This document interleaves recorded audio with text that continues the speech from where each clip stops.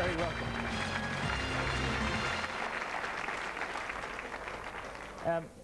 You better introduce Hamish to us properly. Who is Hamish? He's an orange-winged Amazon parrot, and I got him in a river in the South American rainforest, and he's called Hamish, and at the moment he's beginning to misbehave. He's going walkabout. He's not normally on this string, because always on you, I agree to that. Yes, that's it. Well, that's fine. He's a friendly bird, yeah. You're not petrified, are you? No, I've always been fond of the birds, as everybody knows. Well, I'm going to tie you to a bird, so there you are. Thank you very much. Yeah. So, did you rescue Hamish?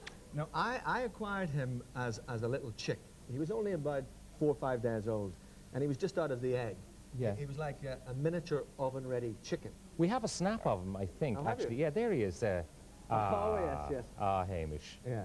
That's an interesting picture, because you can see behind him there's an armadillo shell, which one of the Indians in the South American rainforest gave me. And you can also see that there's a plastic syringe just sitting to the right, and I used that syringe to feed him. And he's just been fed there, and that's why his crop is bulging, because he had a voracious appetite. Yeah. But now he just nibbles people's ears. Yeah. Stuff like that. Anyway, he was a growing boy then, you see. But he and you are inseparable now at this stage. It doesn't look like it to me. He's making these little noises in my ear, you know. I think he's in love. Oh, Hamish. He's very promiscuous, this bird. He certainly is. But then a lot of birds are. Excuse me. I'm trying to concentrate on this interview, but it's quite difficult. Because although Hamish, quiet please, darling. Although, you know, this is a rather amusing part of the story. The Breath of Angels itself is actually a wonderful story with a kind of a spiritual dimension to it almost. Well, yeah. It is, Pat, but I'm not sure if I can tell it with the parrot on your shoulder, because he creates a massive distress. I think it's time we should put him to bed. We have what do you Mr. think? Drew is behind somewhere, I think. Yes, and then he'll be quite happy. And we don't want to give him too much exposure to the media, otherwise it'll go to his head. Go to his head. Yeah. Thank you very much indeed. Oh, bye-bye, Hamish. How will I live without him? The Breath of Angels is the title of the book, which comes from a particular story in the book. Now, the book is the story of your sailing activities. Before you took to the great ocean, what sort of sailor were you? I mean, how much experience had you got? I was quite a novice sailor.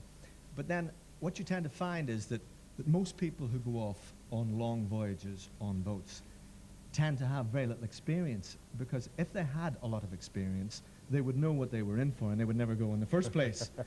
And it was precisely because I was relatively naive and inexperienced that I set out on this small boat, 35-foot sailing boat called the Warrior Queen, to sail around the world.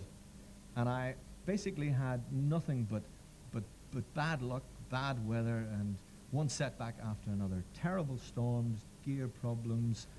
I had a girlfriend at home, and I missed her like crazy. And I often wondered to myself, when I was out in the middle of the ocean on my own sailing, what on earth am I doing out here in this boat, hundreds of miles from land, when I could be at home in my bed? Right. From time to time you had traveling companions, and you had another Hamish with you at the time that the central adventure in the book takes place. This was Hamish from where? Well, there was a chap who joined me when I took my boat into the South American rainforest, and his name was Hamish Scott, and he was a New Zealander, and so he was Hamish the Kiwi. And when I got the little bird, I didn't know what to call it, and someone said, well, it's a parrot, so why not call it Hamish the Parrot? And I thought, well, that sounds good, because then I'll have Hamish the Kiwi on board with me and Hamish the Parrot. So I had two Hamishes at one stage. Now, this Hamish and you were heading towards Antigua. We'd traveled to Caracas, which is the capital of Venezuela, and we were sailing from Caracas to Antigua across the open Caribbean. It's about 650 miles, typically a 6 or 7 day passage. How much ocean are we talking about? How many square miles of ocean? We're talking about an area as big as 10 islands put together. Okay. So that gives you an idea of the expanse of water. Yeah. And we're sailing across this vast expanse of water. And you were not likely to bump into anyone? Hundreds of miles from shipping lanes, hundreds of miles from land. We were completely on our own. And that makes you feel very secure and very safe. and consequently, you don't keep a watch, and you can go to sleep. Just set the navigation gear and go down below and sleep. Set the self-steering gear, get your head down, 6 or 7 hours sleep, wake up in the morning, check your course, carry on. And you did that one night? We did that, yes. And what happened? Well, the most remarkable thing that has ever happened in my entire life. I went to bed the night before, and my pal Hamish did, and Hamish the parrot did also, and we conked out for the night. And the boat sailed on its own through the night. Now, you've got to remember that this boat is charging along, full sail, weaving its way this and that through the dark, empty ocean. And a bit of a swell. Big swell running, quite rough weather, but the boat was a good sea boat, and so she was capable of sailing herself on her own. And unbeknownst to me at the time, there was going to be a rendezvous that I had no conception of. And the next morning, at dawn, my pal Hamish banged on the hatch of my little cabin, and he said, "John, get up quick. There's a boat here. It's in trouble." I didn't know what he was talking about, because I knew there couldn't be any boats around because we were so far from land and we were away from shipping lanes. And I rubbed the sleep from my eyes, pulled on a pair of shorts, slid the hatch back, stuck my head out, looked over the side, and there is a small open boat. And there was a man in this boat. And I knew the situation was as serious as it can possibly get. And I started the engine immediately. I brought the bow round. My pal went to the bow and he called out to the man. And I couldn't hear what was being said because the engine was under my feet and it was thumping away like mad. And my pal relayed the words to me and he said, "He's been adrift for 9 days without food or water. He buried his partner at sea 2 days ago." And my boat had sailed to this man while I was asleep, while my friend Hamish was asleep, while the parrot was asleep, through the night on its own, and came to within feet of him in this area as big as 10 islands put together. And Hamish, the man, the Kiwi, was asleep also. Hamish was asleep, and in his sleep, he heard a noise, and he thought he was dreaming, and he went back to sleep.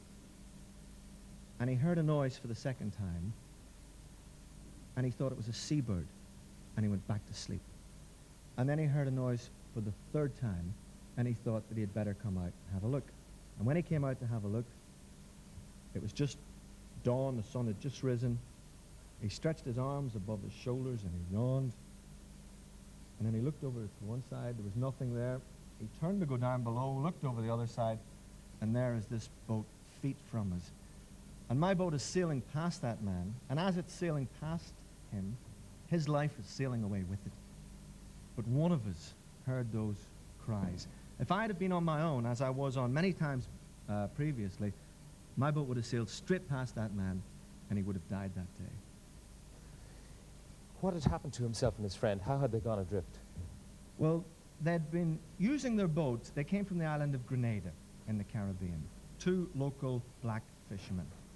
And they used their boats there the way we use cars and taxis. So if you've got a few chickens to take to your granny, or you've got a bit of furniture to move, you get in your boat and you scoot up the coast.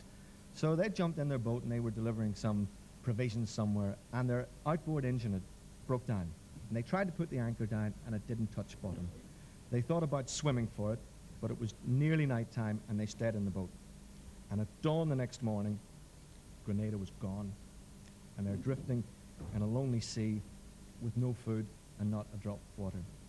And the man who died drank quite a bit of seawater, and I think that made him very ill. And the dehydration that ensued as a consequence of drinking the seawater was what killed him. And the man who lived managed to resist the temptation to drink the seawater. You have a whole pile of ifs. If your engine had been running, you wouldn't have heard him. If he had been running sort of into the wind, his voice would not have carried to you. There's loads of ifs. Everything had to be just right for you to hear him. Never mind the amazing coincidence of actually being blown towards him in this huge expanse of ocean where possibly there wasn't another craft for 200 miles. So many ifs, but then that's perhaps the difference between life and death sometimes. And when you brought him back, he was arrested. When we towed his boat for 300 miles, and we got to Antigua, and the authorities just couldn't understand. They'd never come across an incident like this before. And when we got to Antigua, they arrested him and they accused him of murdering his friend and eating his dead body. Now, I have read many accounts of shipwrecked sailors, and there was no possibility whatsoever that there was any foul play in this case. And it struck me as being a terrible injustice, because here was a man who'd stood up to this unbearable ordeal with unbelievable resilience and courage, and he should have been coming home to a hero's welcome. And when he came home, they arrested him and put him in jail. And I was just livid with anger. I mean, to this day, I get so angry at those people. John, what sort of a welcome did you get home when you got home finally? Well, when I got home, fortunately, my girlfriend, who I'd left behind, was still waiting for me, and she gave me the best welcome of all. She gave me a better welcome than Hamish even gave you. And have you left the boat behind you now, or No, do you I've still take to the water? I've still got to the boat, and I still take to the water, and I'd go again if my girlfriend would come with me. In fact, I'd go again if any girlfriend would come with me, but I haven't found one yet. But certainly I would go again. It's a fantastic book. Breath of Angels, it's called. We only told, as I say, the central story to it, but it's just a terrific series of adventures and yarns. Well, thanks very much. John, thank you very much for indeed. joining us. John Beattie.